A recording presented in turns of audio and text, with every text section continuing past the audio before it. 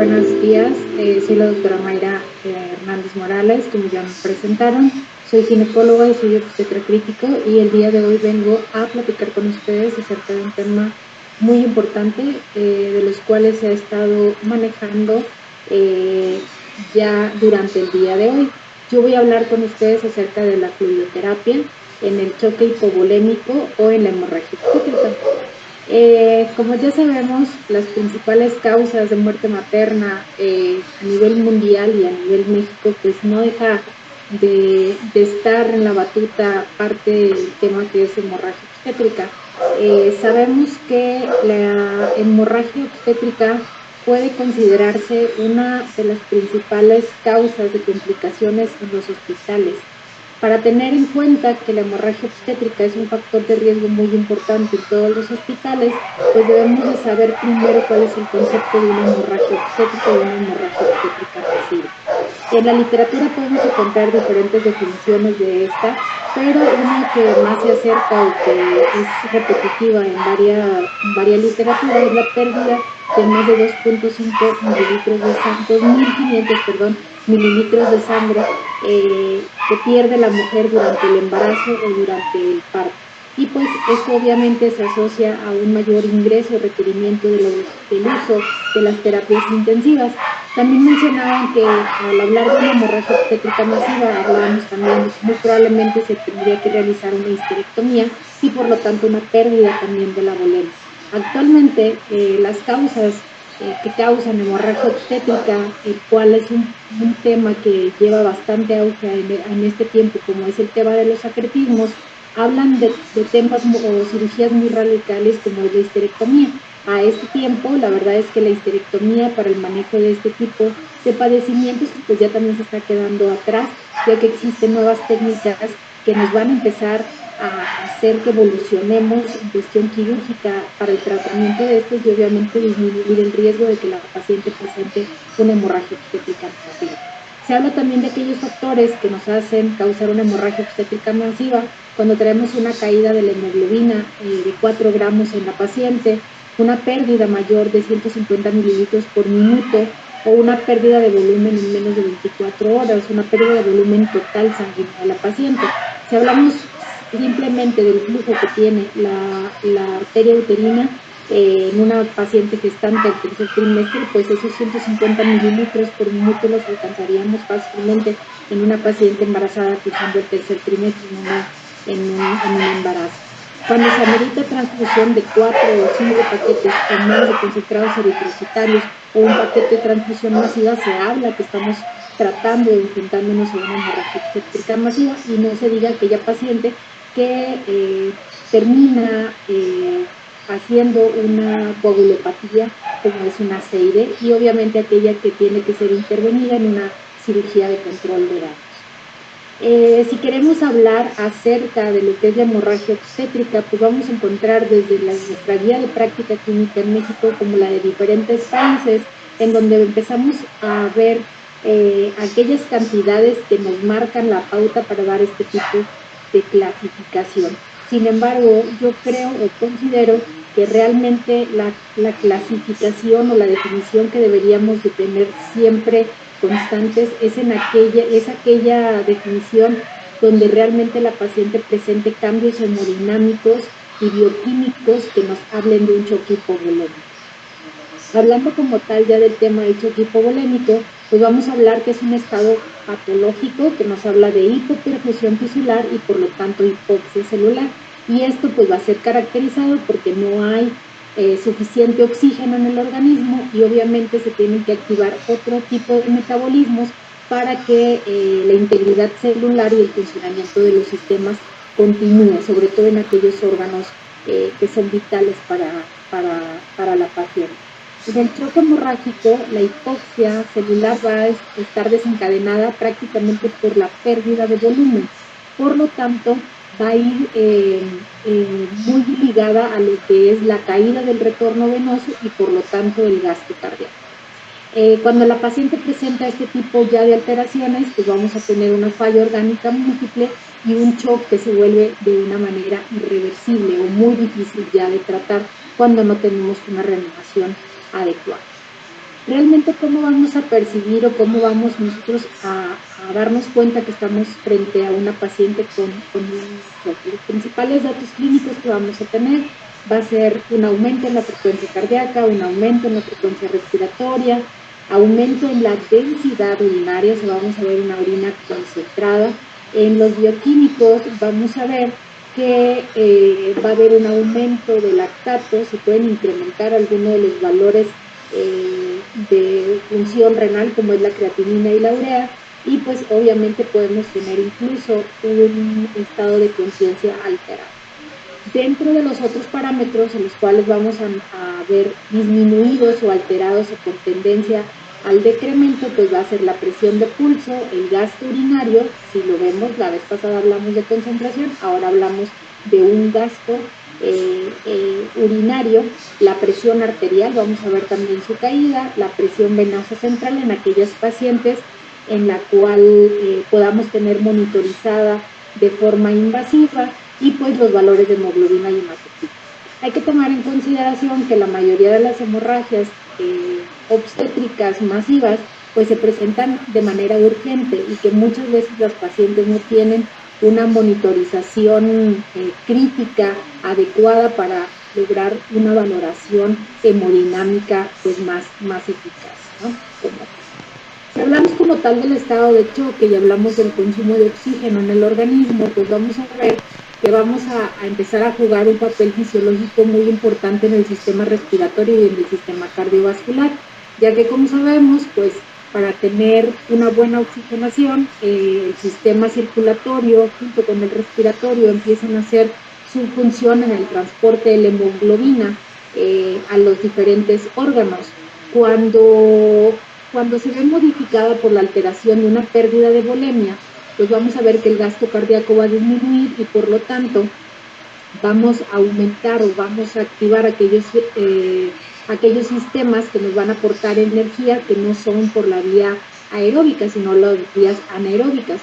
Por lo tanto, vamos a entrar en un ciclo anaerobio donde se va a ver un desgaste de ciertas células y de estrés oxidativo que nos va a causar un estado de acidosis.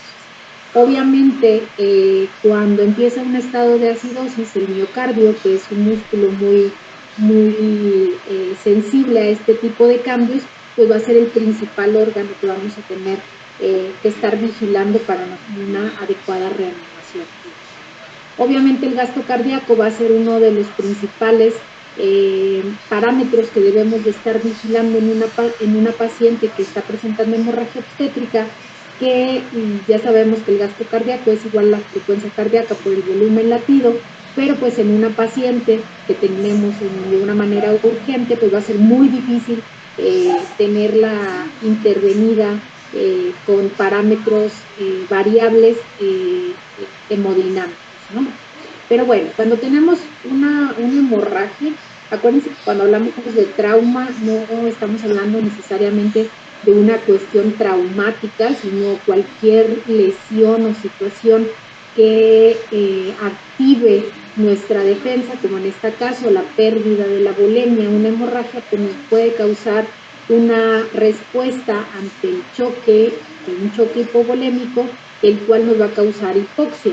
Entre lo que ya hablamos acerca de la fisiopatología de lo que es el periodo hipóxico donde se desencadena una acidosis, pues requiere o empieza a haber un intercambio de factores de coagulación, de células inflamatorias que al final van a desencadenar una coagulopatía que nos puede llevar a una hemorragia más importante de la que ya tenemos. Pero bueno, para poder clasificar el estado de choque, vamos a utilizar la escala del ATLS, en el cual nos divide nuestro estado de choque en 4 grados, dependiendo de la pérdida de sangre, pero aquí también empezamos ya a tener variaciones o, por ejemplo, características del porcentaje del volumen plasmático, signos clínicos de la paciente, como es la frecuencia cardíaca, la presión arterial, el gasto urinario y el estado mental. Si se fijan, para poder clasificar un estado de choque no vamos a necesitar parámetros muy importantes o inalcanzables o bioquímicos que nos que no nos permitan clasificar adecuadamente a nuestra paciente. Cuando hablamos de un choque hipovolémico, un choque hemorrágico grado 4, estamos hablando de un índice de un choque ya irreversible o un choque muy difícil de ser revertido, en el cual pues la paciente aumenta considerablemente su mortalidad. Un parámetro muy importante que utilizamos frecuentemente cuando nos enfrentamos acerca de una hemorragia obstétrica es el índice de choque. Hay muchísimos artículos que hablan de la utilidad de este, incluso en pacientes obstétricas, incluso hay una modificación ya del índice de choque y es muy fácil que todos podamos acceder a él. Teniendo la frecuencia cardíaca y la presión arterial de la paciente, podemos sacar este índice de choque. Lo normal es tener un índice de choque entre 0.7 y 0.9, ya mayor a 0.9 se considera un índice de choque alterado. ¿Y esto de qué nos habla o de qué me sirve a mí saber o conocer los parámetros del índice de choque? Bueno, el índice de choque va a ser un predictor para saber si yo tengo una paciente que va a meritar una transfusión masiva o está presentando una hemorragia obstétrica masiva. He aquí la importancia de este índice que está al alcance de todos y que como médicos generales, médicos obstetras, críticos, como personal de enfermería, podemos utilizar este predictor que nos habla acerca de la mortalidad y de incluso el uso de un paquete de transfusión masiva que puede requerir nuestra paciente. Pero bueno, hablando ya en sí de lo que es la terapia hídrica o la fluidoterapia, realmente vamos a hablar de un tema muy controvertido, un tema que si nos ponemos por ahí a indagar, pese a que es el primer paso que tenemos que hacer durante una pérdida o una hemorragia obstétrica, realmente vamos a encontrar quienes todavía están casados con alguna literatura acerca del tipo de soluciones que debemos de administrar. Sin embargo, el objetivo de la fluidoterapia es que va a ser nuestro primer paso para restaurar la perfusión tisular y evitar que nos llegue la paciente a un choque irreversible. Tenemos que tener en cuenta que hay muchos tipos de fluidos que pueden contribuir a esta terapia y que debemos de seleccionar efectivamente cuál es el que más va a beneficiar a nuestra paciente, porque debemos de conocer que también hay fluidos que pueden contribuir a formación de edema intersticial y que pueden después ponernos en una inflamación severa a la paciente y también tener complicaciones por una mala reanimación hídrica. Cuando hablamos de fluidoterapia y cuando hablamos de una patología del endotelio vascular, es muy importante conocer el término de lo que es el glucocálix. ¿Qué es el glucocálix? Bueno, pues el glucocálix prácticamente es una superficie luminal que cubre todas las células endoteliales de todo el organismo y está formada por glicoproteínas y proteoglicanos que determinan la permeabilidad vascular, particularmente en condiciones extremas, en condiciones de estrés o en condiciones inflamatorias. Por lo tanto, cuando tenemos un trauma, y vuelvo a repetir, el trauma no me estoy solo dirigiendo a una cuestión mecánica, sino inflamatoria, en este caso una pérdida de volumen se puede considerar un trauma, y pues el endotelio es uno de los primeros órganos que se ve dañado a esta pérdida. Cuando tenemos un endotelio vascular dañado, que podemos ver en la lámina, en la pantalla de su lado izquierdo, vamos a ver un endotelio normal, que es así como con mucho pelito, por así decirlo, y cuando está alterado ese pelito se empieza a perder y por lo tanto aumenta la permeabilidad vascular. ¿Qué quiere decir esto? Que los vasos sanguíneos están pues de una manera más abiertos o más permeables y por lo tanto el manejo de los líquidos pues va a ser un tema muy importante que cuidar con las pacientes que están en una hemorragia y en este tipo de. Y también conocer que cuando el glucocálix es dañado, pues prácticamente todos estas glucoproteínas que posee el glucocálix van a causar una degradación de células que conducen a una autoheparinización. ¿Qué quiere decir esto? Pues la paciente va a tener más condiciones para sangrar. Aparte de eso, pues va a haber una hiperfibrinolisis, una prolongación de los tiempos, puede haber una degradación de la proteína C y por lo tanto pues la paciente va a caer en una coagulopatía. Esa es la importancia del cuidado de las soluciones al momento de hablar del glucocálico. Otro mecanismo que también vamos a observar en el endotelio, pues es que al momento de que se lesiona el glucocálico, vamos a tener una pérdida de la presión oncótica plasmática y por lo tanto una pérdida al tercer espacio vascular y por lo tanto vamos a tener edema en los tejidos. Es por eso la importancia de que la fluidoterapia sea cuidada de acuerdo a las pacientes y obviamente a los parámetros que vamos a ir manejando como metas en nuestra reanimación en la hemorragia obstétrica. Realmente las soluciones que están más recomendadas a nivel internacional pues es el uso de los cristialoides como una reanimación inicial. Este también está establecido en el ATLS y en diferentes guías tanto nacionales como internacionales. Se utilizan cristaloides balanceados en la cantidad de sodio y cloro estén dentro de los límites fisiológicos, ya que muchas veces se realiza reanimación, por ejemplo, con una solución salina al 9%, pero también hay estudios en donde se ha visto que cuando se hacen reanimaciones con este tipo de soluciones y las pacientes ya tienen una patología existente como una acidosis metabólica o alguna condición que ya la paciente perpetúe con una acidosis, pues la podemos ingresar a ese grupo más delicado o con más elevarle la morbilidad, incluso la mortalidad en el uso de estas soluciones. Pero bueno, cuando nosotros tenemos el manejo de la fluidoterapia, lo que tenemos que cuidar obviamente pues es la tríada mortal, que es muy conocida, en la cual nosotros tenemos que cuidar a nuestro paciente que está presente en la hemorragia obstétrica, nuestra triada, que ya sabemos que es la acidosis, la hipotermia y la coagulopatía. ¿Cómo hacer que una paciente no caiga en una acidosis? Bueno, si estamos hablando que nuestra fluidoterapia es nuestra primer paso en la reanimación, pues utilizar las soluciones isotónicas o más parecidas al sistema circulatorio, pues es lo que nos va a ayudar a mantener esa hemostasis. En cuanto a la hipotermia, ¿por qué cuidar la temperatura corporal? Está escrito que cuando una paciente pierde temperatura por debajo de los 35 grados, empieza a haber una disminución en el gasto hepático, en el consumo hepático, y por lo tanto se empiezan a alterar los factores de coagulación que nos van a llevar a una coagulación. Entonces, de ahí es donde se toma en cuenta la triada mortal que tenemos que controlar y que tenemos que estar vigilando en las pacientes que presentan un choque hemorrágico. Acuérdense que para poder normalizar la presión arterial en una hemorragia, lo primero que tenemos que hacer en una paciente obstétrica es el control de la fuente de sangrado. Pese a que nosotros tengamos una buena reanimación y tengamos incluidos ya listos el material o los concentrados eritrocitarios, plaquetarios, incluso medicamentos ahorradores hemáticos, pues si no controlamos la fuente, esta terapia pues no nos va a funcionar. Entonces, parte importante de lo que es este tipo de choque en la obstetricia, pues es el control de la fuente de hemorragia.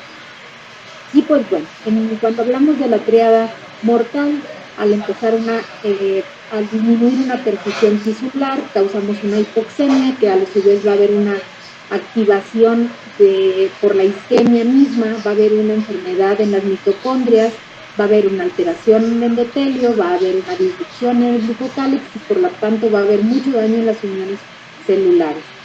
Va a haber una disminución o una termorregulación anómala en la cual nos va a llevar a lo que les comentaba yo, a una falla hepática que nos haga perder factores de coagulación y a su vez, al mismo tiempo, por la misma carencia de volumen, va a haber una respuesta inflamatoria metabólica importante activando aquellos sistemas simpáticos y parasimpáticos para tratar de regular estos cambios hipovolémicos que presenta la paciente.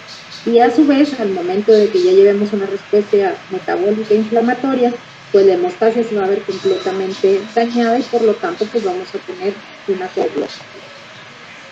Se habla mucho acerca de las reanimaciones hipotensivas cuando hablamos de líquidos, en donde solamente nos dicen que llevar a nuestros líquidos o tratar nuestros líquidos o utilizar nuestra fluidoterapia para lograr o asegurar que la paciente tenga una perfusión que mantenga sus órganos vitales funcionando. El objetivo en mucha literatura podemos encontrar variables que van desde 65 hasta 90 milímetros de mercurio como tensión arterial media permisiva, pero esto pues se va a adecuar de acuerdo al peso, a la edad, a las patologías de cada paciente y obviamente los marcadores que podamos poner como metas en el balance o en la terapia. Cuando el volumen no es suficiente para restaurar una hemodinamia, el uso de vasopresores la verdad es que también es un tema controvertido, porque incluso nos dicen que si utilizamos vasopresores, pues prácticamente estamos aumentando la mortalidad de la paciente. Cuando no tenemos, como es en el caso, por ejemplo, del choque hipovolémico, que la función cardíaca la mayoría de los pacientes no va a estar monitorizada, ¿no? Es muy raro que inmediatamente contemos en los hospitales, sobre todo en hospitales que no son de tercer nivel, aquellos materiales o equipos para tener variables dinámicas para la monitorización de la paciente, pues tenemos que dar en cuenta que si tenemos una paciente la cual por algún motivo no tenemos hemoderivados, sino brincamos ya de una fluidoterapia el uso de vasopresores y no tenemos una respuesta como tal, pues tenemos que tener en cuenta que una falla cardíaca la podemos tener frente a nosotros. Hay predictores que tenemos para poder medir que si nos está funcionando nuestra fluidoterapia o no. Uno de esos es la presión venosa central, el otro es el gasto cardíaco, pero pues, como les digo, muchas veces no tenemos el material para estar con ellos. Sin embargo, por ejemplo, actualmente existen diferentes monitores hemodinámicos dinámicos que son muy utilizados y que la verdad tienen una sensibilidad y especificidad para esto, que lo vamos a ver durante el día de hoy, durante parte de los temas que se van a impartir en el Congreso, acerca de estas variables, cómo se utilizan, cuáles son los equipos que utilizamos para medirlos y cuál es su utilidad. Y obviamente el ecocardiograma también puede ser una herramienta muy útil para poder medir la eficacia de estos variables. Y pues bueno, en este artículo solamente nos comparaban, por ejemplo, cómo era la reanimación con líquidos, qué es lo que hacíamos o qué pasaba en el organismo cuando teníamos una reanimación por líquidos. Bueno, cuando solo administrábamos una infusión de líquidos, aumentábamos la presión arterial sistémica en general, aumentábamos el retorno venoso y por lo tanto disminuía la resistencia venosa periférica. Obviamente no había una respuesta simpática, por lo tanto el gasto cardíaco pues no se veía involucrado como tal. En cambio, cuando utilizábamos vasopresores sin líquidos, sí aumentábamos la frecuencia, la presión arterial media, sí aumentábamos el retorno venoso, pero también aumentábamos la resistencia venosa periférica. Por lo tanto, ya había ahí una complejidad más a lo que es el sistema cardiovascular y por lo tanto podríamos comprometer aún más a nuestros pacientes. Cuando ya se tomaba la infusión más el vasopresor, pues veíamos que ya también había una respuesta diferente cuando teníamos, una respuesta hemodinámica diferente cuando ya combinábamos los vasopresores con las infusiones. Esto también manejaba que aumentaba más lo que es la respuesta en cuanto a la presión media sistémica, aumentaba el retorno venoso, aumentaba la resistencia periférica y aumentaba como tal, en general, pues la perfusión. El que nosotros tengamos parámetros hemodinámicos normales no garantizan que tengamos una paciente bien perfundida, o sea, con una perfusión adecuada. Existen variables de laboratorio que podemos utilizar como metas para las reanimaciones. Uno de estos es el lactato o el déficit de base y cómo se va aclarando para nosotros debe de ser uno de los marcadores que nos vaya a llevar al manejo o a las metas en los pacientes con hemorragia obstétrica, que más adelante también lo vamos a ver. Ya en general, para hablar de lo que es la fluidoterapia, existen varios protocolos. El más utilizado en la terapia hídrica es el protocolo ROSE, el cual por sus siglas en inglés nos habla de reanimación, optimización, estabilización y evaluación. en teoría, una paciente con hemorragia obstétrica nos vamos a encontrar en la primera etapa, que es la etapa de pérdida, por así decirlo, en la letra R, donde tendremos que entrar a reanimar con líquidos. ¿Qué quiere decir? Que cuando hay una pérdida, pues tenemos que corregir el choque, tener metas específicas y obviamente que no tengamos cambios tan importantes en la hemodinámica. Cuando ya pasamos a una siguiente etapa, que ya son unas fases, es una fase diferente, que es la fase de optimización, pues aquí ya estamos queriendo que si la paciente ya llegó a una inestabilidad hemodinámica, pues mejoremos esa perfusión y lograr una estabilización y brincar a la tercera etapa, que ya sería ver que la función orgánica esté completa y haya una hemostasis. Y en la cuarta fase, que es la evacuación, pues es, si nos sobrepasamos, hay que recuperar los balances en estas fases ya deben de ser negativos o deben de ser neutros y no pasarnos para no descompensar a los pacientes. Porque es importante cuando hablamos o entender este tipo de protocolos. Cuando hablamos de una fase, les decía yo que este protocolo consiste en general en dos fases. La primera fase, que es interpretada como una pérdida, como una fase de pérdida o una fase donde se cae el flujo vascular, pues esta fase nos va a predecir el estado de choque antes de que nosotros la reanimemos, o sea, antes de que nosotros pongamos líquidos en la paciente. Y pues realmente aquí es donde existe una caída abrupta del gasto cardíaco y realmente es una urgencia porque nos va a causar una hipoperfusión y una hipoxia importante que nos puede desencadenar pues lo que ya hablamos, que tenemos que cuidar, lo que es la triada de la muerte. En esta lesión inicial, pues el daño microcirculatorio pues se va a presentar durante todo el tiempo que la paciente permanezca en hipoperfusión. Por eso es muy importante la reanimación o que sea lo más pronto posible. En la segunda fase, ya que hablamos de fases hiperdinámicas, pues vamos a ver qué es lo que sucede con la paciente después de la reanimación. Tenemos la creencia que iniciar la fase líquida o la fase de reanimación solamente es como darle líquidos y nada más. No.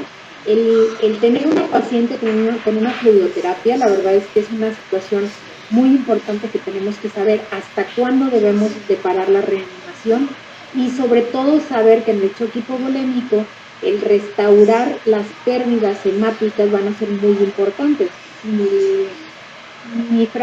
Una de mis frases favoritas es cuando estamos enfrentando una hemorragia, siempre les digo, si tú perdieras una mano, ¿te gustaría que te dieran una mano, una prótesis de una mano o que te dieran una prótesis de una pierna?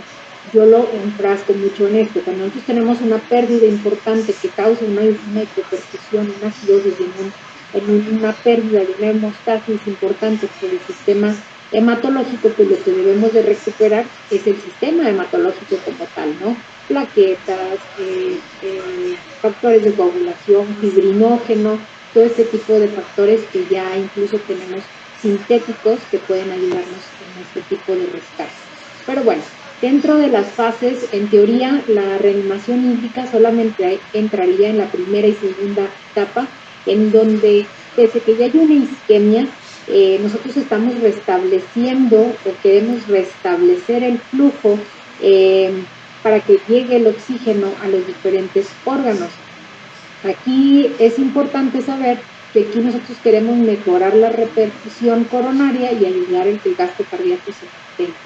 Ya cuando pasamos a la tercera etapa, cuando hablamos del hipocálips, que les decía que se daña esta capa, puede haber fuga al tercer espacio. En esa tercera etapa pues podemos tener un exceso de volumen, no necesariamente en el espacio intravascular, sino en general. Podemos edematizar órganos y pues obviamente tener una inflamación importante que pueda conllevar a una morbilidad importante en nuestros pacientes. Y pues pese a que tengamos este tipo de fases, podemos brincar incluso a la cuarta fase, que sería el riesgo de una hipoperfusión, y no necesariamente porque no tengamos volumen, sino por una mala distribución, y pues aquí nuestro objetivo es tener balances negativos. En nuestra primera etapa de este protocolo ROSE, el objetivo es tener un balance positivo a neutro, y a partir de nuestra segunda etapa empezamos a tener, nuestro objetivo es tener balances hídricos neutros o negativos. ¿Para qué? Para no llegar a un síndrome de permeabilidad global y por lo tanto inflamar órganos vitales que nos puedan llevar a una mortalidad importante para nuestra paz. Y pues bueno, este es el desglose solamente de las fases dinámicas en la reanimación hídrica del protocolo ROSE. Creo que en este cuadro sintetiza muy bien, sobre todo cuando no estamos muy familiarizados a las fluidoterapias o cómo reanimar a una paciente con choque hipovolémico. La primera pregunta que nos debemos de hacer es ¿cuándo iniciar los líquidos? ¿Cuándo los debemos de iniciar? Cuando nosotros veamos que la paciente tiene cambios hemodinámicos o cambios bioquímicos que nos digan algo está pasando. La paciente está entrando en un choque hipovolémico que va a comprometer en un estado de acidosis, por lo tanto una hipoxia celular general. Pero lo más importante es saber cuándo los debemos de parar. Como les vuelvo a repetir, el uso de derivados en las hemorragias obstétricas masivas, el uso de medicamentos como los ahorradores hemáticos van a jugar un papel muy importante para este tipo de manejos. Lo que debemos es de saber, de llevarnos como objetivo de esta plática, es saber utilizar los líquidos, no tenerle miedo a los líquidos, pero sí saber hasta dónde utilizarlos. Y como les comentaba, el reponer líquidos no quiere decir que la paciente que sangre solo le vamos a poner líquidos. También debemos de saber cuándo pararlos y cuándo utilizar ya como tal los paquetes de transfusión masiva o aquellos que la paciente requiere. Y pues bueno, por mi parte sería todo. Este es el tema. Cualquier duda o pregunta, estoy para servirles. Agradezco mucho al comité organizador por la invitación y pues nos estamos viendo. Muchísimas gracias.